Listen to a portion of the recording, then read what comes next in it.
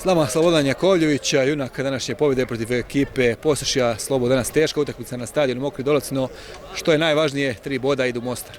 Pa dobro, evo, ne bi se složio s tom da sam ja junak, čitava ekipa igrala dobro kao plod igre. Iz kornera sam ja zabio gol, ali kažem, jako teška utakmica, zahtevna utakmica, jak protivnik i eto, hvala Bogu, nosimo 3 boda u Mostar. Tvoj pogodak 12. u dresu Zrinskog, kakva je to bila situacija iz 6. minuti? Da, 12. pogodak, eto, prošlu utakmicu je moj kolega iz odbrane isto dao u Banovićima, danas sam ja. Pa lep osjećaj, svakako kad postigneš gol, pogotovo mi defanzivci, što nam nije u opisu posla, ali svakako lep osjećaj.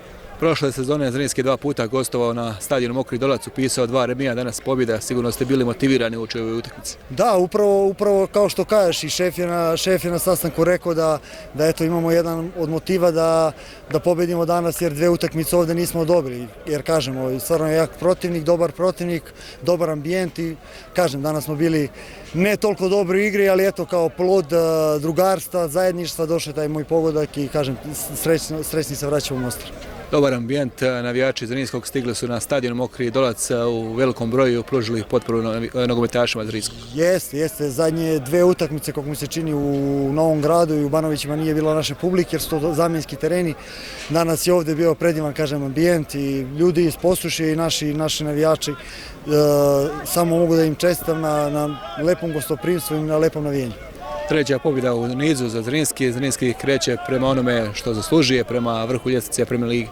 Da, malo smo kasnili s obzirom da smo igrali te evropske utakmice, ali eto, ulazimo polako u ritam. Nije ni malo lako prešaltati se iz Evrope u naše domaće prvenstvo, ali opet znamo da je naše prvenstvo majka svih, što kažu, i bez njega ne možemo u Evropu, tako da polako hvatamo ritam i nadam se boljim i boljim rezultatima u toku sezona. Na početku sezona imao se određenih problema sa ozljedom, nisi konkurirao za prve utakmice kako u Evropi, tako i u Premier ligi, kako je danas stanje? Da, imao sam povredu lista, tačnije rupturu malo tetive lista. Skoro 2 mjeseca sam bio van terena, ali kažem, moje kolege iz odbrane su me dobro menjali, čak što više moram da pohvalim i Magdića koji je igrao izuzetno dobro, sve te utakmice koje je igrao umjesto mene.